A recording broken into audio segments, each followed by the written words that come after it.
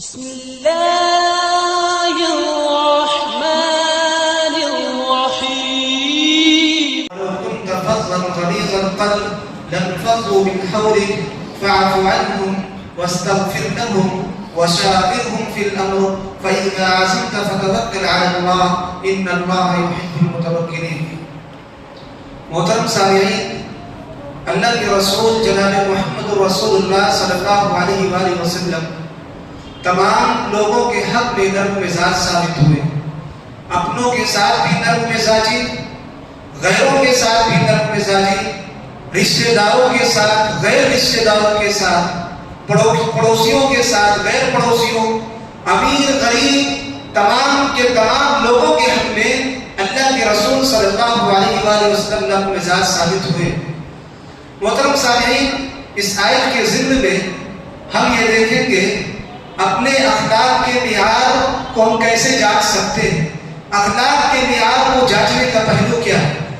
اگر یہ دیکھنا ہو کہ ہم اخلاق میں کہاں کھڑے ہیں، ہمارا اخلاق اور کردار کیسا ہے، تو ہمارا اور آپ کا غریبوں کے ساتھ، مسکینوں کے ساتھ، فقیروں کے ساتھ سلوک بتائے گا کہ اخلاق میں کہاں کھڑے ہیں۔ جو بندہ غریبوں کا خیال نہیں رکھتا، مسکین کا خیال نہیں رکھتا اور فقیروں پر ظلم کرتا ہے، وہ شخص یہ دعویٰ نہیں کر سکتا ہے کہ میں صاحب کردار یا اخلاق والا ہوں۔ ہمارا غریبوں کے ساتھ سلوک بتائے گا کہ اخلاق کے معیار پر کہاں کھڑے ہیں، ہمارا اخلاق کیسا ہے، ہمارا کیریکٹر کیسا ہے۔ آج معاشرے میں دیکھا جاتا ہے کہ لوگ غریبوں کو دیکھ کر یا فقیر یا محتاجوں کو کمزور سمجھ کر ان پر ظلم کرتے ہیں، اور یہ ظلم کرنا اللہ تعالیٰ کے نزدیک بہت بڑا جرم ہے۔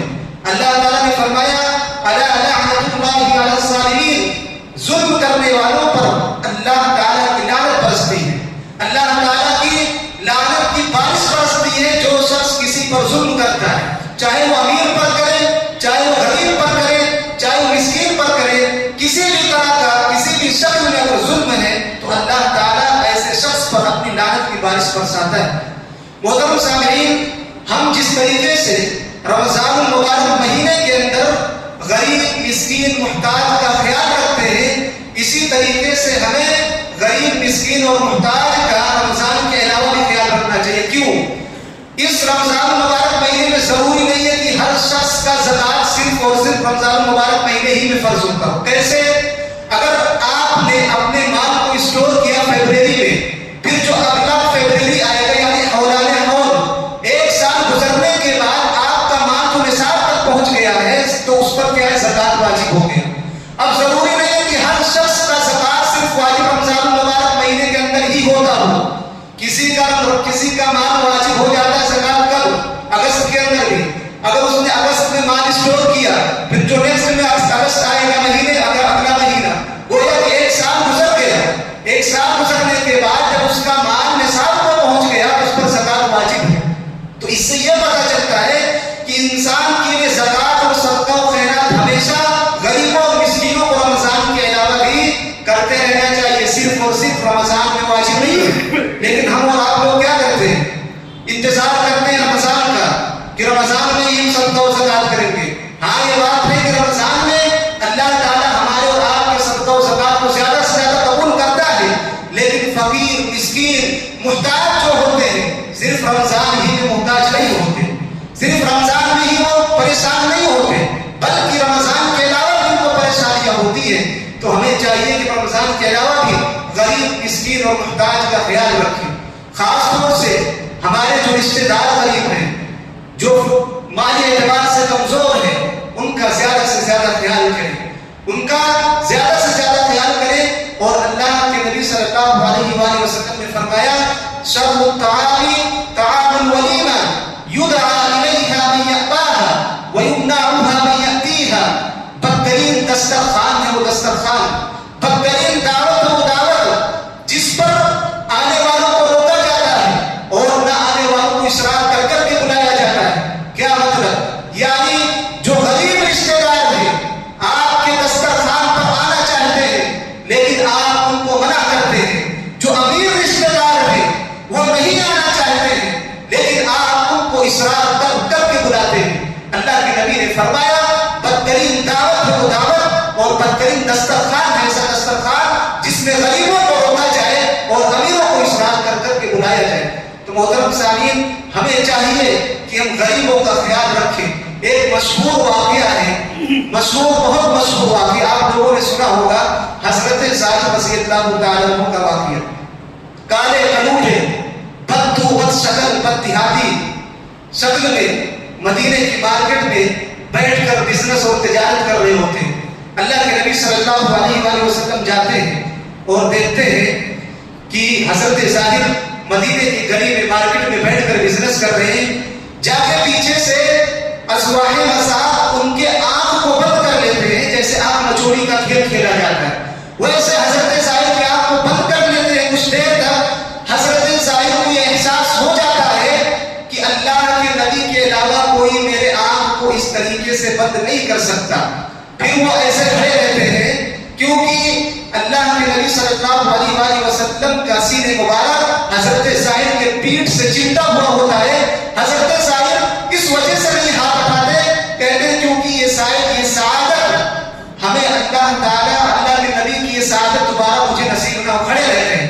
اللہ کے نبی کو جو پتہ چل جاتا کہ حضرت زاہد کو احساس ہو گیا ہے کہ میں ہی ان کی آنکھ کو بند کر رکھا ہوں، پھر اپنے ہاتھ کو ان کے آنکھوں سے ہٹاتے ہیں اور پھر کیا کرتے ہیں، مارکیٹ میں اعلان کرتے ہیں.